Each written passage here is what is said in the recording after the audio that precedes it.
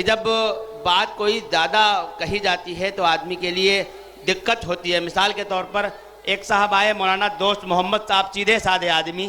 ایک صاحب آئے ان کے پاس مسئلہ پوچھنے کے لیے کہ حضرت اگر کوئی باوضو شخص کسی نامحرم کو ہاتھ لگا دے تو کیا اس کا وضو ٹوٹ جائے گا؟ تو حضرت سیدھے سادے آدمی, حضرت نے فرمایا وضو چھوڑ دیجئے, آپ کے ہاتھ پیر بھی ٹوٹ سکتے ہیں. تو اس لیے میرے عزیزوں, میرے بھائیوں, خیال رکھنا آپ کی ذمہ داری ہے. میں آپ کو بیدار کرتا ہوں اور 4 مصرے پڑھتا ہوں. موجودہ حالات کو سامنے رکھیے اور دیکھیے کہ آج ملک ہندوستان کے اندر ہم اپنے آپ کو کم ہمت مت سمجھیں. میں 4 مصرے پڑھتا ہوں. یہ علماء کرام مدرسہ مصباح العلوم چاندپور کے اساتذہ کرام, ڈائس پر علماء کرام تشریف رکھتے ہیں, ان کے حوالے سے میں 4 مصرے پڑھتا ہوں. یہاں سے لے کے وہاں تک میرے حصے میں بھی دعائیں آنی چاہیے کہ ان کے ہاتھوں سے ملے جو بس وہ مینا چاہیے. ان کے ہاتھوں سے ملے جو بس وہ مینا کیا چاہیے. ان کے ہاتھوں سے ملے جو بس وہ مینا چاہیے. عشق میں کیا ہے, عطر میں کیا ہے, عطر میں کیا ہے, ہمیں ان کا پسینہ چاہیے. عطر میں کیا ہے, عطر میں کیا ہے, ان کے ہاتھوں سے ملے جو بس وہ مینا چاہیے. عطر میں کیا ہے, ہمیں ان کا پسینہ چاہیے.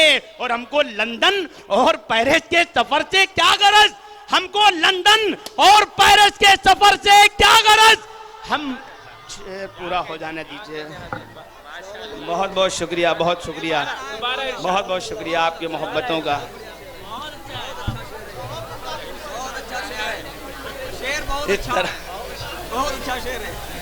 بہت بہت شکریہ.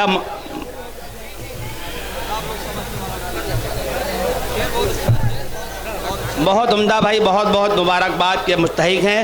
ایک چیز میں بتانا چاہوں گا, یہ مالا لے کے آتے ہیں تو بہت اچھا لگتا ہے, لیکن مالے کے ساتھ جب مال آتا ہے نا تو تھوڑا زیادہ اچھا لگتا ہے. خیر, آپ بہت اچھا سن رہے ہیں اور میں آپ کو مبارکباد پیش کر رہا ہوں. میں وہی شعر مکمل کرتا ہوں کہ ان کے ہاتھوں سے ملے جو بس وہ مینا چاہیے. عطر میں کیا ہے, ہمیں ان کا پسینہ چاہیے. اور ہم کو لندن اور پیرس کے سفر سے کیا غرض. اگر میری بات سچی ہے تو اسٹیج سے لے کر وہاں تک سب کی آواز آنی چاہیے. یہ بات اگر حق ہے تو ان کے ہاتھوں سے ملے جو بس وہ مینا چاہیے. اور ہم کو لندن اور پیرس کے سفر سے کیا غرض. ہم مسلمان ہیں, ہمیں مکہ مدینہ چاہیے. ہم مسلمان ہیں, ہم مسلمان ہیں, ہمیں عطر میں کیا ہے, ہمیں ان کا پسینہ چاہیے. اور ہم کو لندن اور پیرس کے سفر سے کیا غرض. ارے بھائی, شرافت بسوانی صاحب کا نوٹ یہ سند کی حیثیت رکھتا ہے بھائی. بہت بہت شکریہ شرافت بسوانی صاحب کا کہ ہم کو لندن اور پیرس کے سفر سے کیا غرض. ہم مسلمان ہیں, ہمیں مکہ مدینہ چاہیے. ہم مسلمان ہیں, ہمیں مکہ مدینہ چاہیے. آئیے آنے والے شاعر کا استقبال کیا جائے.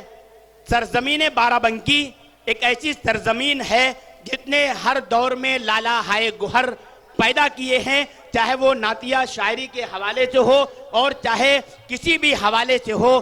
کیونکہ کچھ لوگ ایسے ہوا کرتے ہیں. مولانا مطیع الرحمن اوف صاحب ندوی ہمارے بیچ موجود ہیں.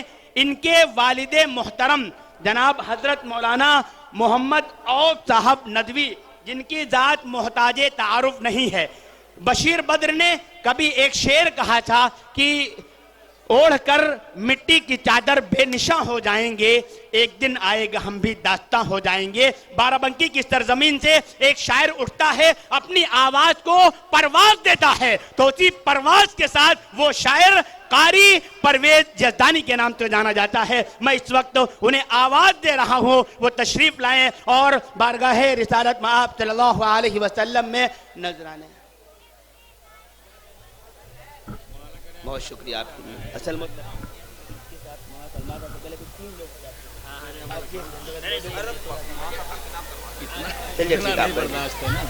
بہت شکریہ.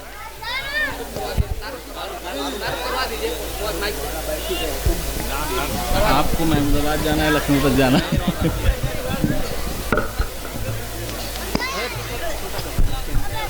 بس ٹھیک. دیکھیے, میں آپ کو بتلا دوں, مولانا مطیع الرحمن صاحب ایک ایسی شخصیت ہیں علم سے ان کا بڑا گہرا رابطہ ہے، اور مدارس کا جو جال پھیلا ہوا ہے، میں کوئی مبالغہ آرائی نہیں کر رہا ہوں، جو سچی بات ہے وہ بتا رہا ہوں، جو مدارس کا جال پھیلا ہوا ہے، مدارس کی بہت اچھے انداز سے خبر گیری فرماتے ہیں، اور اس کے ساتھ ساتھ جو طلبہ ہیں، طلبہ کی بہترین رہنمائی فرماتے ہیں۔ دارالعلوم ندوۃ العلماء ہزاروں مدارس کی ماں ہے، دارالعلوم ندوۃ العلماء ہزاروں مدارس کی ماں ہے، اور اس مدرسے میں ظاہر سی بات ہے اس اسکول اور یونیورسٹی کا جو استاد ہوگا، اس کے استاد ہونے پر ہمیں اور آپ کو فخر ہونا چاہیے کہ سرزمین سیتا پور کے پینتے پور سے وہاں پر نمائندگی ہوتی ہے۔ ملحقہ دارالعلوم ندوۃ العلماء کے اساتذہ میں حضرت والا کا شمار ہوتا ہے۔ محمود آباد کی سرزمین ہو یا پینتے پور کی سرزمین ہو، آپ نے جو مدارس کا جال پھیلایا ہے، خدا کرے وہ سلامت رہے، اور آپ کی سب سے زیادہ جو محنتیں ہیں وہ مدارس کے لائن سے بہت زیادہ ہیں۔ اللہ رب العزت آپ کی عمر دراز فرمائے، والد محترم جناب مولانا عوف صاحب ندوی ان کی مغفرت فرمائے، ان کے نقش قدم پر چل کر آج جو مدارس کے حالات ہیں اور اس کے تعلق سے بہتر رہبری فرمانے والی شخصیت، مجھ سے بے انتہا محبت فرمانے والے حضرت مولانا مطیع الرحمن عوف ندوی صاحب، اس وقت میں ان سے گزارش کر رہا ہوں آپ تشریف لائیں اور اپنے ناصحانہ کلمات سے ہم تمام سامعین کو مستفیض فرمائیں۔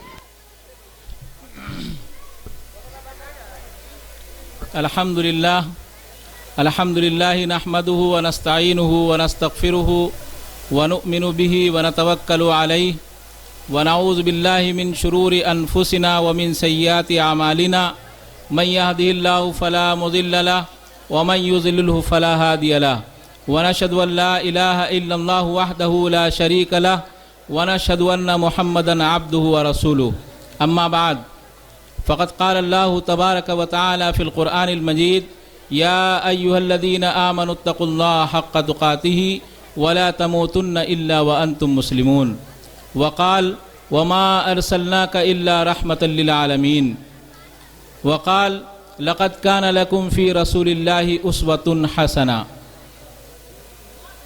محترم حضرات، صدر جلسہ حضرت مولانا محمد فاروق صاحب رشیدی، ناظم جلسہ حضرت مولانا محمد قاسم صاحب عثمانی، اور اسٹیج پر بے شمار شعراء کرام، ہمارے نوجوانوں، ہمارے بزرگوں، ہماری ماؤں اور بہنوں،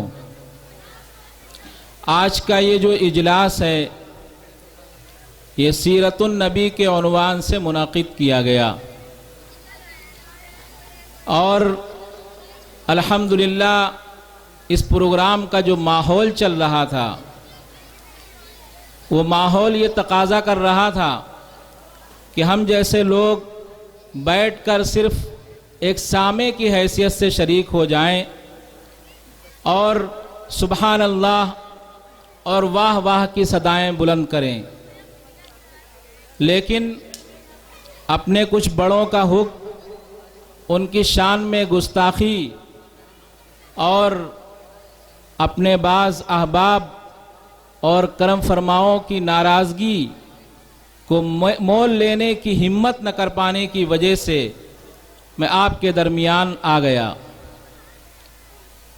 یقیناً چاندپور کے اس پروگرام میں یہ جو رونق ہے، یہ جو رنگا رنگی ہے، یہ جو رنگ و نور ہے، یہ ہمارے نوجوانوں کے حوصلے اور ان کے جذبے کی وجہ سے سامنے آیا۔ ہم اپنے ان نوجوانوں کے حوصلے اور ان کے جذبے کو داد دیتے ہیں۔ اے بیٹا اے، بات نہیں کرو، ابھی شاعر صاحب آ رہے ہیں، بات نہیں کرو۔ ان کے جذبے کو داد دیتے ہیں اور بہت ہی مختصر، مشکل سے 10 یا 5 منٹ میں اپنی بات کو ختم کرنے کی کوشش کریں گے، چونکہ ہمارے بہت سے احباب اپنے کلام کو سنانے کے لیے دور دراز سے تشریف لائے ہیں، اور ہمارے درمیان ایک مقرر شعلہ بیان بھی موجود ہیں، تو میں 5 اور 10 منٹ کے اندر اپنی بات کو مکمل کرنے کی کوشش کرتا ہوں۔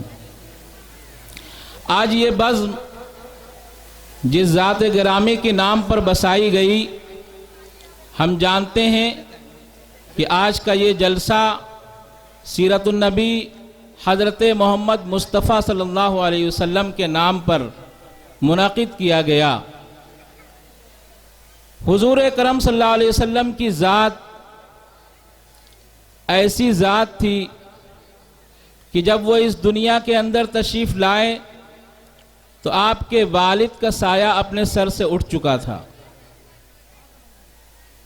اور ابھی زیادہ وقت نہیں گزرا تھا وہ اپنی والدہ سے بھی محروم ہو گئے۔ آپ کی پرورش آپ کے دادا نے اپنے ذمے لی، اور بہت زیادہ عرصہ دادا کو بھی اپنے لاڈلے بیٹے کی پرورش کا نہیں ملا۔ ہم سب جانتے ہیں اس چیز کو۔ آپ کے چچا ابو طالب نے آپ کی پرورش کرنا شروع کی۔ آپ ذرا تصور کیجئے کہ ایک وہ بچہ جب وہ اس دنیا کے اندر آئے اس کے باپ موجود نہ ہوں، ایک وہ بچہ جب وہ اپنی آنکھ کھولے، جب اس کو ہلکا سا شعور آئے تو اس کی ماں موجود نہ ہو، ایک وہ بچہ جب وہ سن شعور کو پہنچے، وہ رشتوں کو جاننے لگے، وہ نعتوں کو جاننے لگے، وہ دنیا کی کچھ گہما گہمی کو تھوڑا تھوڑا سمجھنے لگے، تو اس کو باپ نظر نہ آتا ہو، اس کو ماں نظر نہ آتی ہو، اس کو دادا بھی نظر نہ آتا ہو، وہ تنہا ہے، جس کو یتیم کہا جاتا ہے، نہ ماں اور نہ باپ۔ لیکن ذرا آپ ہم کو بتائیے کہ کیا یہ نوجوان ان حالات کی وجہ سے، ان مشکلات کی وجہ سے، ان مصائب کی وجہ سے، ان آزمائشوں کی وجہ سے کیا وہ حوصلہ اس کا ٹوٹ گیا؟ کیا وہ ہمت ہار گیا؟ ابھی ناظم جلسہ قاسم عثمانی صاحب نے نوجوانوں کے حوصلے کے سلسلے میں اشعار سنائے۔ ہمارے مطلب کی بات جو سیرت میں ہے ہم کو اس کو تلاش کرنا چاہیے۔ حوصلہ نہیں ٹوٹا، اور یہ نوجوان جب 20 سال کا ہوتا ہے، اور 20 سال میں ہمارے جو نوجوان ہیں ان کو تو قاعدے سے تمیز بھی نہیں آتی۔ اب تو اللہ کا شکر ہے کچھ تعلیم آ گئی، کچھ شعور آ گیا، کچھ ہم نے دنیا کو دیکھ کر کے اپنانا شروع کر دیا، ورنہ بالغ بچے نیکر نہیں بلکہ کہیں کہ جانگھیا پہن کے ٹہلا کرتے تھے، جانگھیا پہن کے ٹہلا کرتے تھے۔ اور ہم لوگوں کی تعریف میں، تعارف میں بھی لوگ کہتے ہیں یہ تو ہمارے سامنے جانگھیا پہن کے ٹہلتا تھا، یعنی اس کی کیا حیثیت تھی، بہت چھوٹا تھا یہ۔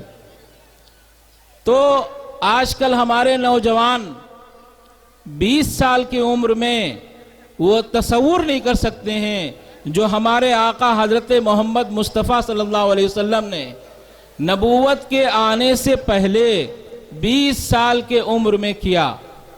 وہ کیا تھا کہ مکہ مکرمہ میں ایک تاجر پر ظلم ہوا، اور اس تاجر کو وعدے کے مطابق اس کا سامان واپس نہیں ملا، اس کی رقم واپس نہیں ملی۔ اس تاجر نے وہاں کے شرفاء سے، وہاں کے رؤساء سے فریاد کی کہ ہم کو ہمارا حق دلایا جائے۔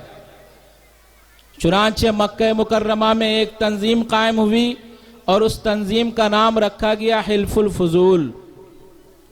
اس حلف الفضول نے وہ نوجوان جو اپنی ماں سے محروم تھا، اپنے باپ سے محروم تھا، اپنے دادا سے محروم تھا، اپنے چچا سے محروم تھا، جس کا کوئی پس منظر نہیں تھا، جس کا کوئی خاندانی بیک گراؤنڈ نہیں تھا، اور ابھی نبوت بھی نہیں ملی تھی کہ اللہ تعالیٰ کی طرف سے جو خاص فضل ہوا اس نوجوان کے اوپر، اس کے کرشمے نظر آ رہے ہوں، وہ نوجوان اس کمیٹی میں شریک ہوتا ہے، اور اس کمیٹی میں یہ طے ہوتا ہے کہ مکہ مکرمہ میں کسی ظالم کو پنپنے نہیں دیا جائے گا، مکہ مکرمہ میں کسی کے اوپر ظلم کو گوارا نہیں کیا جائے گا۔ آج ہم پوچھتے ہیں اپنے نوجوانوں سے کہ 20 سال کی عمر میں ہمارے اندر جو حوصلہ ہے، ہمارے اندر جو جذبہ ہے، ہم نے اس کو تعمیری کام میں لگانے کے لیے کب سوچا؟ کیا کبھی ہم نے ٹھنڈے دل سے سوچا کہ ہم کو اللہ تعالیٰ نے جو نعمتیں دی ہیں، اللہ تعالیٰ نے جو طاقت دی ہے، اللہ تعالیٰ نے جو اعضاء جوارح دیے ہیں جو کام کر رہے ہیں، ذرا ہم ان لوگوں کو دیکھیں جو بستر پر لیٹے ہوئے ہیں، جن کے اندر اٹھنے کی طاقت نہیں، ذرا ہم ان لوگوں کو دیکھیں جو کرسیوں پر بیٹھ کر نماز پڑھتے ہیں، اللہ نے ان کو کھڑے ہونے کا موقع نہیں دیا، ذرا ہم ان کو دیکھیں جو سجدہ نہیں کر سکتے ہیں، اپنے رب کے آگے سر نہیں جھکا سکتے ہیں، ان کے اندر کوئی عذر ہے، وہ چاہتے ہیں کہ وہ اپنے رب کے آگے سجدہ ریز ہوں لیکن سجدہ ریز نہیں ہو سکتے ہیں، کسی عذر نے ان کو روک رکھا ہے۔ ہمارے نوجوانوں کو اللہ تعالیٰ نے سب کچھ دیا ہے۔ آج ہم نے یہ عزم کیا کہ ہم اتنا بڑا جلسہ کریں، ہمارے عزم کی وجہ سے، ہماری محنت کی وجہ سے، ہماری کوشش کی وجہ سے اس جلسے میں اتنے لوگ دور دراز سے آئے، پورا اسٹیج شعراء کرام سے اور علماء کرام سے اور یہ پورا جلسے گاہ سامعین سے بھرا ہوا ہے۔ اس لیے ہمارے نوجوانوں کو اپنی زندگی تعمیری رخ کی طرف لے جانی ہے اور یہ طے کرنا ہے کہ اللہ تعالی ہم سے کیا کام لینا چاہتا ہے۔ ہمارا ایک نوجوان کھڑا ہو جائے اور وہ یہ کہے کہ چاندپور میں کسی پہ ظلم برداشت نہیں کیا جائے گا، کیا مجال ہے کہ چاندپور میں کسی نوجوان کی موجودگی میں کسی بوڑھے کے اوپر، کسی کمزور کے اوپر، کسی مسافر کے اوپر کوئی ظلم ہو جائے۔ یہ ایک جھلک تھی سیرت نبوی کی۔ اس لیے میں نے جیسا کہ وعدہ کیا ہے کہ 10 منٹ سے زیادہ انشاءاللہ میں نہیں لوں گا، تو میں اپنی بات کو یہیں ختم کرتا ہوں، صرف 2-3 باتیں اور۔ پہلی چیز کیا ہے؟ اپنی طاقت کا صحیح استعمال کیجئے، اپنے ہوش کا اور اپنی عقل کا صحیح استعمال کیجئے، اپنے علم کا اور اپنے ہنر کا صحیح استعمال کیجئے۔ اللہ تعالیٰ نے اس دنیا کو نعمتوں سے آراستہ کر رکھا ہے، لیکن ہم نعمتوں کو کیسے پہچانیں گے؟ اللہ تعالیٰ نے قرآن حکیم کے اندر کہا کچھ نعمتیں ظاہری ہیں اور کچھ نعمتیں باطنی ہیں۔ ظاہری نعمتیں تو ہم کو نظر آتی ہیں کہ انسان کی آنکھ ہے جو کیمرے کے اندر جو پکسل ہوتے ہیں ان سے کئی گنا زیادہ طاقت رکھتی ہے۔ انسان کے ہاتھ ہوتا ہے جو بہت زیادہ طاقتور ہوتا ہے، اگر وہ کسی پر اڑ جاتا ہے تو اس کی خیر نہیں ہوتی۔ لیکن جو باطن میں اللہ تعالیٰ نے خزانے چھپا رکھے ہیں ان کو ہم کیسے جانیں گے؟ اور جب جانیں گے نہیں تو ہم اللہ تعالیٰ کی حمد و ثنا کو کیسے بیان کریں گے؟ اللہ تعالیٰ کی قدرت کا کیسے اظہار کریں گے؟ اور اس کو جاننے کا نام ہے علم۔ اسی کو انگریزی میں سائنس کہا جاتا ہے۔ اندرون کے علم کو چاہے آپ علم کہہ لیجئے چاہے آپ سائنس کہہ لیجئے۔ جیسے سائنس کا ایک شعبہ ہے میڈیکل میڈیکل کے بھی بہت سے شعبے ہیں۔ اب خون جو ہے ہماری رگوں میں دوڑ رہا ہے، خون ہماری رگوں میں دوڑ رہا ہے، ہم کو نہیں پتا ہے کہ دوڑ رہا ہے، یہ تو ہم نے سنا ہے لوگوں سے۔ اور خون جو ہمارے جسم کے اندر دوڑ رہا ہے اس خون کے اندر کتنے ذرات ہوتے ہیں، ان ذرات میں کتنا نمک ہوتا ہے اور کتنی شکر ہوتی ہے۔ اللہ تعالیٰ نے ایک نظام بنایا ہے، نمک زیادہ ہو جاتا ہے تو ہم بیمار ہو جاتے ہیں، ڈاکٹر کہتا ہے کہ جانچ کراؤ۔ شکر زیادہ ہوتی ہے تو ہم بیمار ہو جاتے ہیں، ڈاکٹر کہتا ہے پرہیز کرو۔ یہ جو خزانے چھپے ہوئے ہیں انسان کے جسم میں، اور جو خزانے چھپے ہوئے ہیں پہاڑوں کے اندر، جو خزانے چھپے ہوئے ہیں زمینوں کی تہوں میں، اور جو خزانے چھپے ہوئے ہیں سمندر کی تہوں میں، ان خزانوں کو ہم کب جانیں گے؟ ہم کب بیدار ہوں گے ان کو جاننے کے لیے؟ ہم کب مدرسے کا رخ کریں گے؟ کب مکتب کا رخ کریں گے؟ ہماری مائیں اور بہنیں یہاں موجود ہیں۔ اگر لڑکا بگڑتا ہے، اگر لڑکا بے راہ ہوتا ہے، اگر لڑکا گمراہ ہوتا ہے، اگر لڑکا چوری کرتا ہے، اگر لڑکا زنا کرتا ہے، اگر لڑکا اپنی آنکھوں کا غلط استعمال کرتا ہے تو لڑکا بھی مجرم ہے، اس کی ماں بھی مجرم ہے، اس کا باپ بھی مجرم ہے۔ یہ نہیں سمجھنا چاہیے کہ ہم نے لڑکے کو پیدا کر دیا، لڑکے کی پرورش کر دی، اس کو اپنے پیروں کے اوپر کھڑا کر دیا، اب ہم سبکدوش ہو گئے۔ ایسا نہیں ہے۔ اسلام نے والدین کے حقوق رکھے ہیں، ماں باپ کا کیا حق ہے اپنے بچوں کے سلسلے میں اور بچوں کا کیا حق ہے اپنے والدین کے سلسلے میں۔ اس کو پڑھیے، اس کو سمجھیے، اس کو علماء سے پوچھیے، علماء کی مجلس میں بیٹھیے، صلحاء کی مجلس میں بیٹھیے، صوفیاء کی مجلس میں بیٹھیے۔ ہماری پوری زندگی یہ آخرت کی تیاری ہے، پوری زندگی آخرت کی تیاری ہے۔ اس زندگی کو اگر ہم لہو و لعب میں گزار دیں گے تو آخرت میں سوائے ندامت کے کچھ نہیں ہوگا۔ نہ ہماری سانس واپس آئے گی، نہ ہماری طاقت واپس آئے گی، نہ ہماری آنکھوں کی روشنی واپس آئے گی، نہ ہمارے کانوں کی سماعت واپس آئے گی۔ آپ کان سے جو گانے سنتے ہیں یہ آپ کے کان شہادت دیں گے۔ آپ آنکھ سے جو غلط چیزیں دیکھتے ہیں یہ ہماری آنکھیں شہادت دیں گی۔ آپ منہ سے جو غلط کھاتے ہیں، حرام کھاتے ہیں، ناجائز کھاتے ہیں، مکروہ کھاتے ہیں، یہ ہماری زبان، ہمارا ذائقہ، ہمارے دانت، ہمارا منہ ان سب کی شہادت دے گا۔ کسی ایسے شاہد کی ضرورت نہیں ہوگی کہ وہ شاہد ہم خرید لیں۔ آج عدالتوں میں کیا ہو رہا ہے؟ مقدمے کا کوئی مسئلہ نہیں ہے، پولیس کا کوئی خوف نہیں ہے۔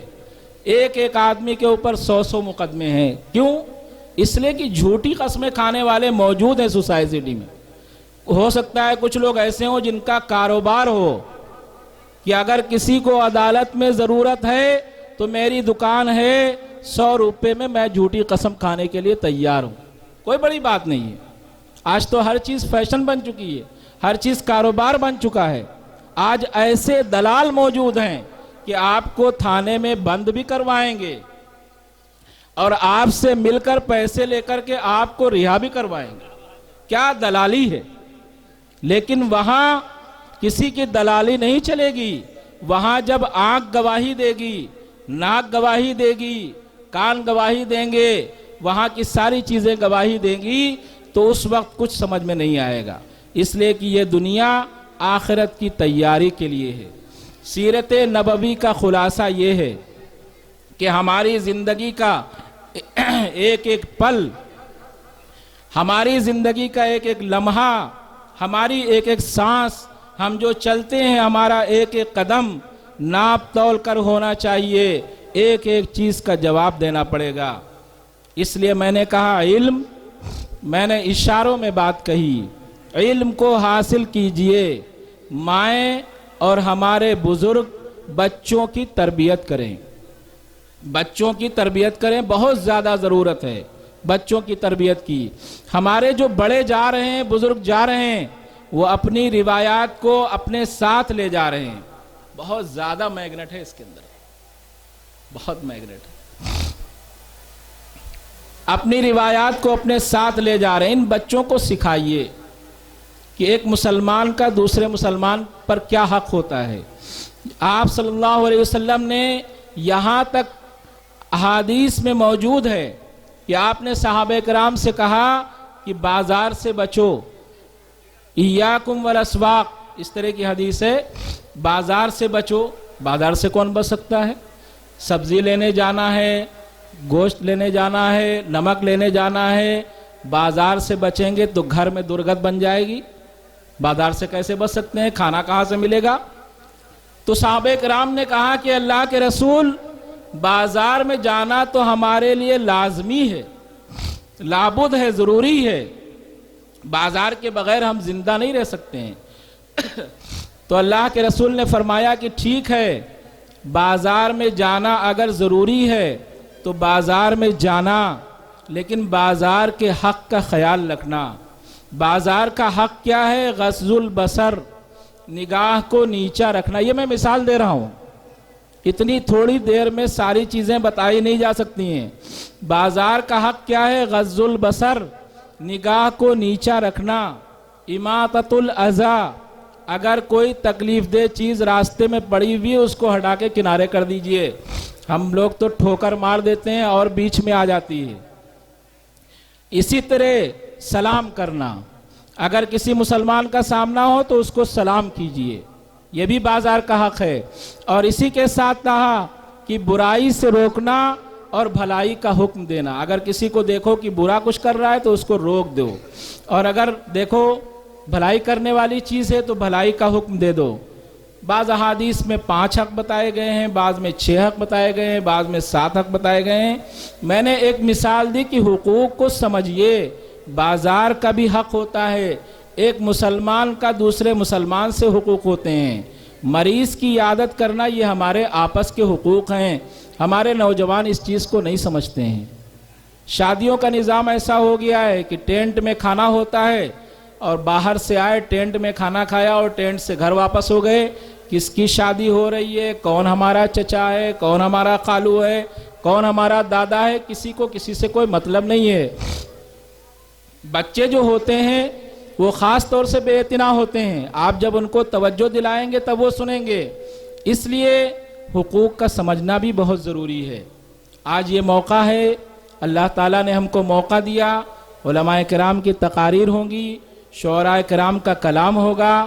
آپ اس کو سنیے اور آپ یہ عزم کیجئے کہ آپ اپنے عمل کے لیے یہاں سے کچھ لے کر کے جائیں گے. اللہ تعالیٰ ہم سب کو عمل کرنے کی توفیق عطا فرمائے.